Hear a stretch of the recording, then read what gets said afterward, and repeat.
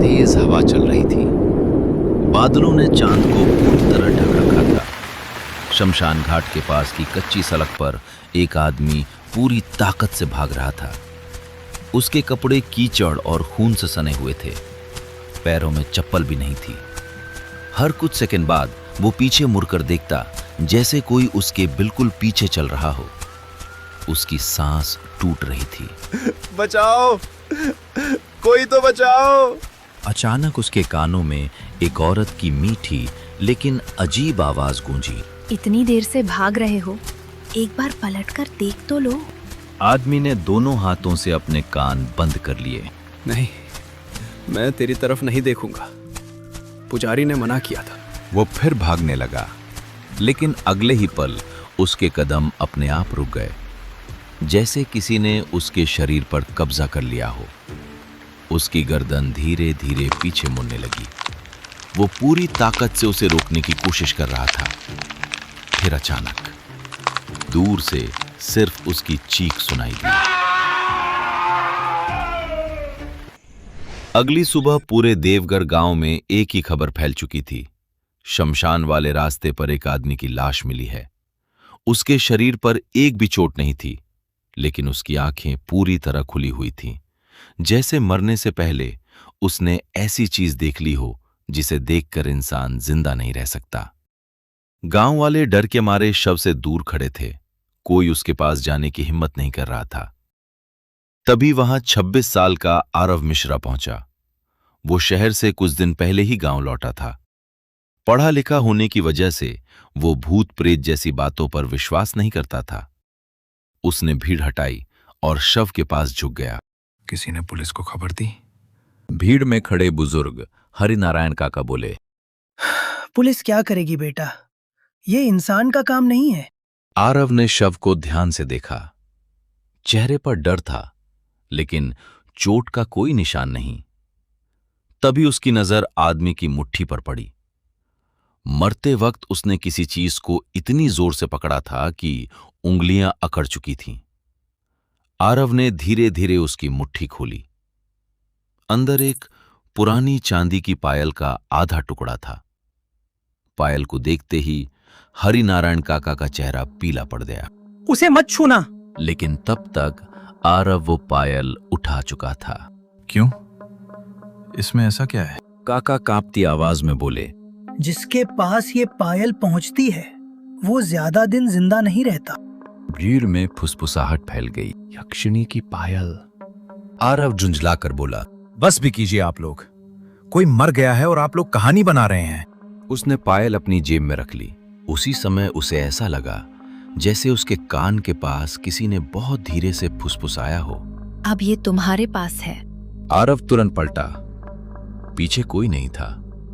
शमशान घाट के पास सिर्फ हवा चल रही थी। बिजली अभी तक नहीं आई थी। आरव अपने कमरे में बैठा उस टूटी हुई पायल को देख रहा था। उस पर बहुत पुराने जमाने की नक्काशी बनी हुई थी, जैसे वो किसी साधारण औरत की नहीं बल्कि किसी खास व्यक्ति की हो। तभी उसकी मां कमरे में आई। सुना है सुबह जो आदमी मरा था उसका नाम रघुवीर था। वो कल रात मंदिर के पुजारी से मिलने गया था। पुजारी से? क्यों? लोग कह रहे हैं कि पिछले 3 दिनों से उसे कोई औरत दिखाई दे रही थी। डर के कारण भ्रम हो जाता है माँ। मां कुछ कहती, उससे पहले घर की सारी खिड़कियां एक साथ जोर से हिलने लगीं। धड़ाम! कमरे की लालटेन अचानक बुझ गई। पूरा कमरा अंधेरे में डूब गया।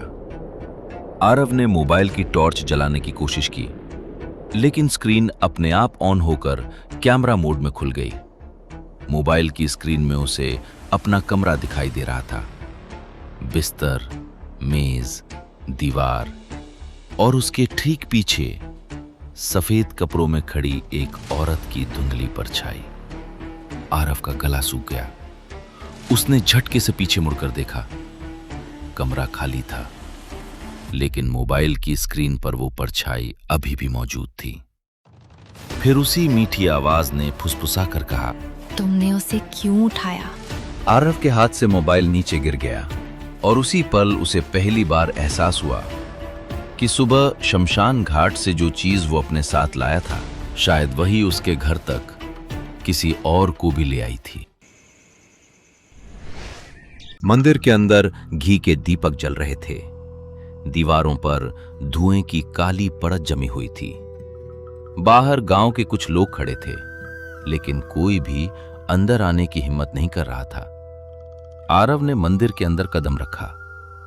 करीब 70 साल के पंडित रामदास भगवान शिव के सामने बैठे मंत्र पढ़ रहे थे। उन्होंने जैसे ही सिर उठाया, उनकी नजर सीधे आरव की जेब पर गई। कुछ पल तक वे बिना कुछ बोले उसे देखते रहे। फिर धीमी आवाज में बोले, बेटा, तुम किसी सवाल का जवाब ढूंढते हुए यहां आए हो या कोई ऐसी चीज अपने साथ ले आए हो जिसे यहीं छोड़ देना चाहिए था? आरव कुछ सेकंड तक चुप रहा। फिर उसने जेब से आधी चांदी की पायल निकालकर उनके सामने रख दी। पायल देखते ही पंडित रामदास के हाथ कांप गए। उन्होंने तुरंत मंदिर का मुख्य दरवाजा बंद कर दिया। तुमने बहुत बड़ी गलती कर दी आरव। अगर ये वही पायल है जिसके बारे में मैं सोच रहा हूं, तो अब सिर्फ तुम्हारी नहीं, तुम्हारे घर वालों की जान भी खतरे में पड़ सकती है। आरव ने हैरानी से उनकी तरफ देखा। मैंने तो इसे सिर्फ इसलिए उठाया था कि शायद रघुवीर की मौत का कोई सुराग मिल जाए। आप ऐसी बातें क्यों कर रहे हैं? आखिर इस पायल में ऐसा क्या है? पंडित रामदास कुछ देर तक चुप रहे। फिर मंदिर के एक कोने में रखा पुराना लकड़ी का संदूक खोला। उसमें से उन्होंने चमड़े के कवर वाली एक मोटी डायरी निकाली। डायरी का पहला पन्ना खोलते ही आरव की नजर एक नाम पर जाकर रुक गई, रघुवीर सिंह। आरव ने चौंक कर पूछा, ये डायरी रघुवीर की है? पंडित जी ने सिर हिलाया। हाँ, मरने से एक दिन पहले वो इसे मेरे पास छोड़ गया था। उसने कहा था कि अगर वो जिंदा वापस न आए तो एक दिन कोई लड़का इस डायरी को लेने जरूर आएगा। आरव का दिल जोर जोर से धड़कने लगा। लेकिन उसे कैसे पता था कि मैं आने वाला हूं? पंडित जी ने उसकी आंखों में देखते हुए कहा, क्योंकि उसने कहा था अगला शिकार वही होगा जो उसकी मुट्ठी से पायल निकालेगा। मंदिर के अंदर अचानक सन्नाटा छा गया। आरव ने अनजाने में अपनी जेब पर हाथ रख लिया। उसे पहली बार डर महसूस हुआ। पंडित रामदास ने डायरी का एक पन्ना खोला। उसमें रघुवीर की लिखावट थी।